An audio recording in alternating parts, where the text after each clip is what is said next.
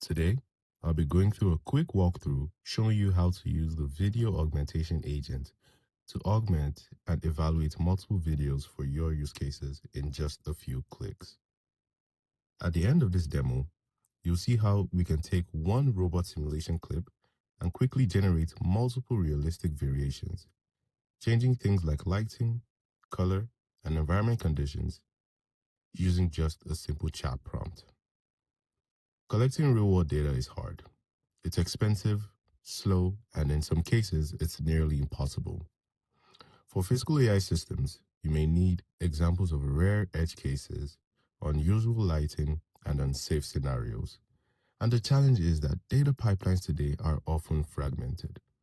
You may need one tool for generation, and another for evaluation, and another to manage the results. That's why a single pipeline that helps scale video is really important. First, we go to brev.nvidia.com/physical AI, and we see our video augmentation launchable. We hit Create Agent, and we could customize our storage for this launchable. Today, we're going with 1024 gigabytes. At this point, Brev spins up a pre-configured environment with agent skills, OpenClaw, and dependencies already installed. Now that our instance is live, we do some quick setup. We go to this link, which takes us to set up our credentials for OpenClaw to operate. This consists of a Hugging Face token, an Inference API key, and NGC token. An Inference API key can be found at build.nvidia.com. Now that we are in the OpenClaw interactive chat UI, this is already pre-configured with all skills necessary to complete this task end to end. We begin with a simple chat prompt specifying the video on this Brev instance that we want the agent to augment. Once we send our prompt, the agent begins pulling all relevant skills and context to complete this task end to end. For context, this is the video we will be augmenting today. After running for a while, we can periodically ask it for updates regarding how far it has gone.